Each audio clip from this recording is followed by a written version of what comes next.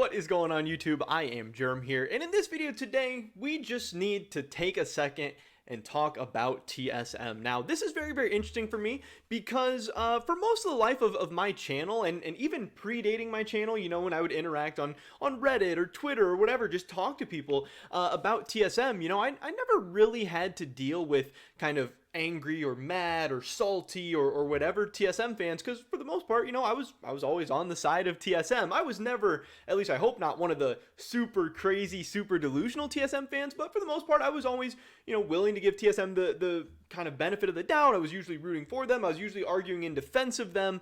And now this is kind of the first season in a long time where I don't really like the moves that TSM made in the offseason. I don't necessarily know that I like the direction that TSM's going in the future, and I don't necessarily like what I saw on the Rift this past weekend, and I've been trying to talk about that, and I've gotten a lot of the brunt, or whatever the word is, from a lot of the TSM fan base, and it's super, super weird, and maybe this is what everyone's been going through, like, for years and years and years, but again, this is my first experience with it, and it's super weird. It's pretty cringe. So we need to talk about it. We got to talk about TSM. I want to get my thoughts and opinions out there, and hopefully we can come to some kind of understanding. So definitely drop a like if you guys do enjoy this video. I would appreciate that a ton. Probably going to get some hate on this video, so if we can get some love, that'd be awesome. And subscribe to stay up to date on all my latest content. Even if you disagree with some of the stuff I'm saying, even if you disagree with my opinions, that's totally fine. You should disagree with some of my opinions, all of my opinions, most of them. That doesn't mean you can't enjoy the videos. That doesn't mean you can't be part of the discussions in the comment section. This isn't about, hey guys, agree with everything I say. This is, hey guys, let's talk about stuff. Let's discuss stuff. Let's present the stories to you. So just because you disagree with me, that doesn't mean dislike, unsub. That's weird. That just means, hey, tell me what you think. With that being said, let's get right into this one. So, some super, super weird stuff that I've seen.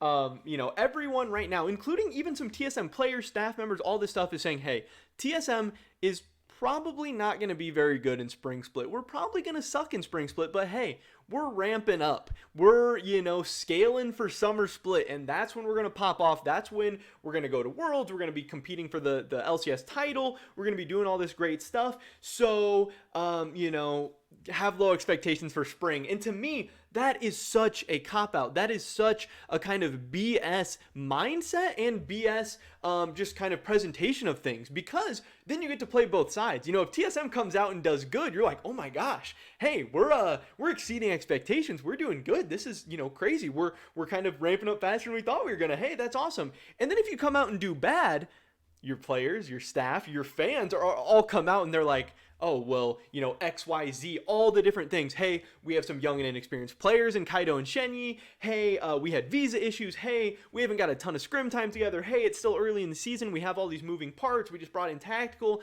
all this stuff.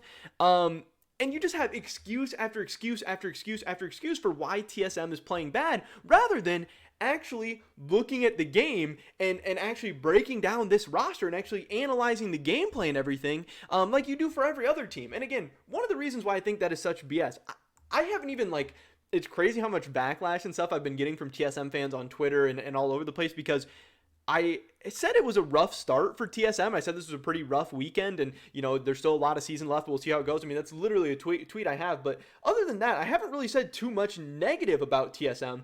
I have just said we should be able to criticize them. We should be able to critique them, because my biggest point, and the interesting thing is, there's a lot of teams, 9 out of 10 teams, made a roster change in the LCS offseason.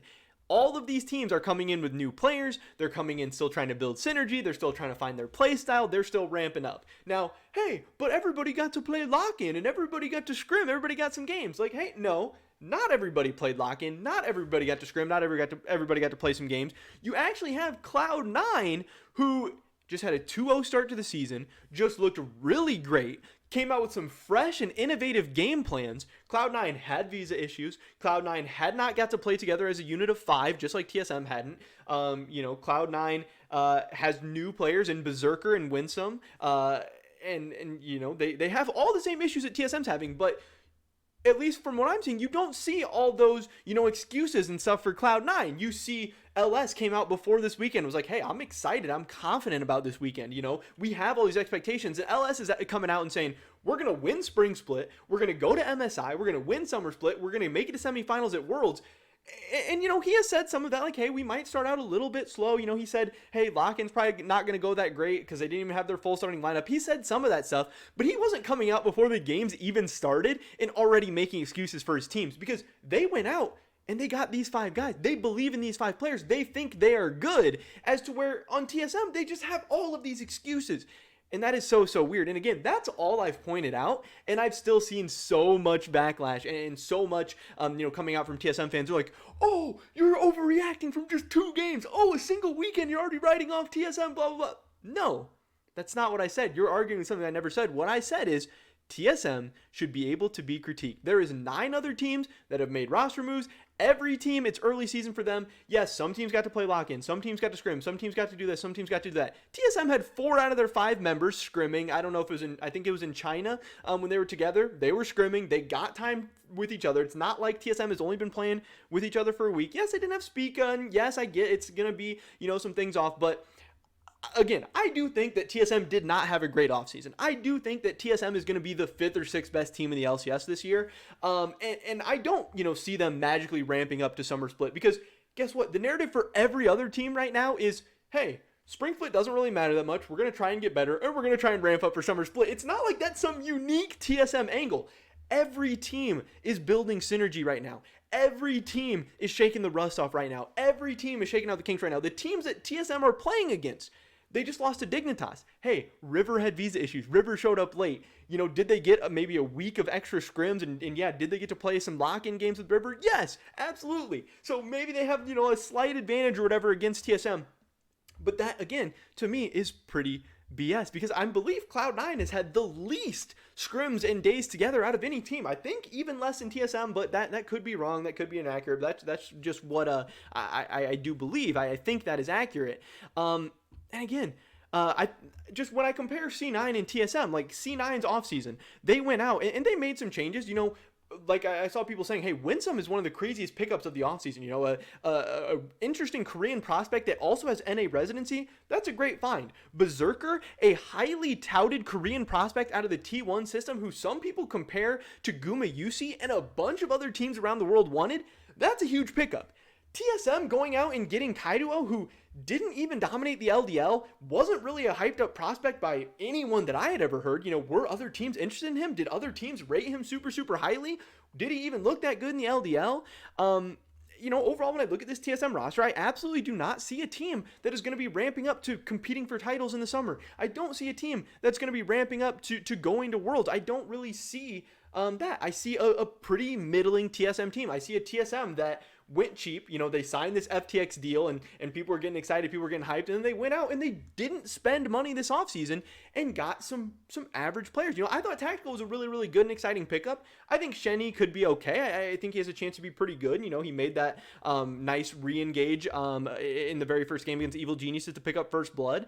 But is Huni going to be a top 3 top laner this year? Is Kaiduo going to be a top 3 mid laner this year? And then there's even some questions about Spica, not about whether Spica is good or not. I think Spica is very good. But look at the jungle pool in the LCS right now. There is 6 or 7 really good junglers. It's absolutely possible Spica will not be a top 3 jungler this season either. And it's just crazy because the history and the pedigree of TSM, again, I'm a TSM fan. My YouTube icon is still me and TSM stuff. My Twitter picture is still me and TSM stuff. It's not like I'm a TSM hater. I just break down what I see. I watch the games, I look at the news, and I give my thoughts and opinions. And all of a sudden, people are acting like I'm the biggest TSM hater in the world. People are acting like, I'm just... Somebody called me Thorin Jr. today. So I was like, what in the fuck are you talking about? That is absolutely insane. No, I just don't like what TSM did this offseason, and I don't like how everyone is making a ton of excuses for them when a lot of other teams and a lot of other players are in the exact same situation. I just think we should be able to critique TSM like we would for any other team. Now, if you think TSM played well this weekend, if you're excited about what you saw at TSM this weekend, hey, that's totally fine. That's not what I think. I wasn't very excited with what I saw. When I look at some of these game states, people are saying, yes, there's language barriers, there's still synergy issues are working out, their macro play isn't going to be that great. But when I look at the Evil Geniuses game, this is at 15 minutes. This is really before any kind of macro plays or anything should have been made. This is mostly kind of lane phase, that type of stuff. TSM is down 1,000 gold. EG is in the process of picking up their second Drake, and they're pretty much, losing all over the map. Yes, Huni does have an 8 CS lead, and, he's winning in top lane.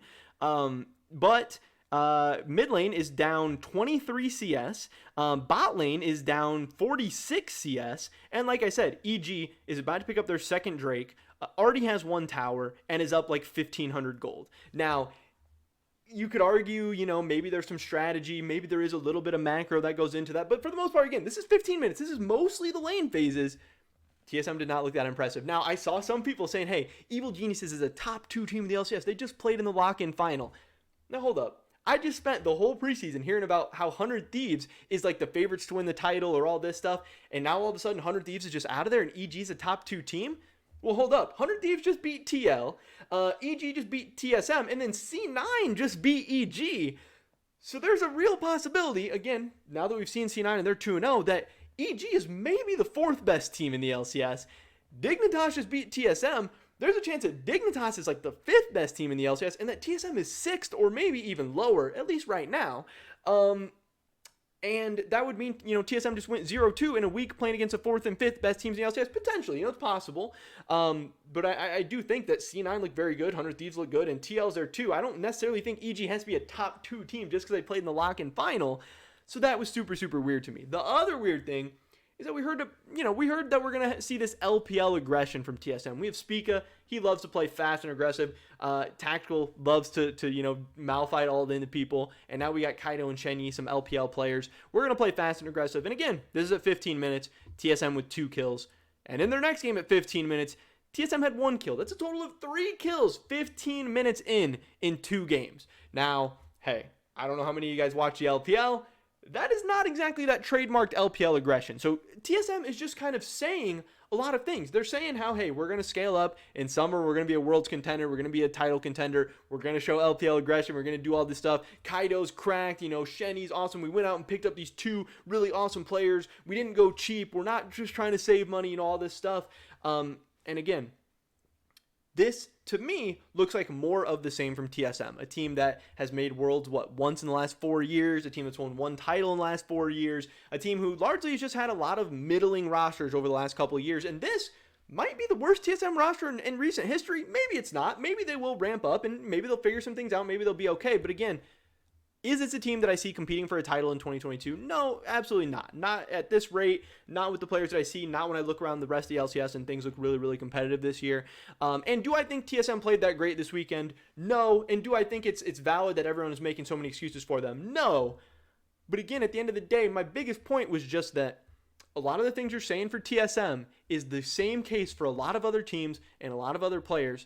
So stop making so many excuses about them and stop trying to silence people who are giving their thoughts and opinions about TSM. Not everyone who has something bad to say about TSM or their gameplay or their team or their roster is just a TSM hater. It could just be somebody watching the games, analyzing, and giving their opinion. Just like I have a million other times before talking positively about TSM, now all of a sudden I have some bad things to say and I'm a little bit skeptical with what's going on. And now all of a sudden I'm a TSM hater and I'm Thorin Jr. and all this stuff. That is really off-putting to a lot of people. It's probably why a lot of people hate TSM, and it's really a bad look for the org. It's a bad look for the fans, and it's just weird. It's just weird because, again, TSM went 0-2. They're supposed to be a top team. They're supposed to be an awesome team. They're supposed to be, the premier, not only North American esports organization, but one of the premier esports organizations in the world. You don't have to make so many excuses for them. How about they can step up to the plate and yeah, have the circumstances been perfect? Should they have just came out and absolutely dominated everybody week 1? No, but I also think they could have had a better offseason, and I think this weekend they could have put up a little bit better of a fight. And to say that that's a ridiculous or unfair opinion is really weird to me. But that is pretty much it for this video today, guys. Definitely drop a like if you did enjoy it. I'd appreciate it so much. Leave a comment down below. Let me know what you guys think about TSM and their weekend. Do you think this roster is going to compete for titles? Do you think this roster is going to Worlds? I don't know. Do you feel good about TSM right now? I'd love to hear your guys' thoughts and opinions. Subscribe, stay up to date on all my latest content. Hope to catch you guys in the next one. But until then, peace.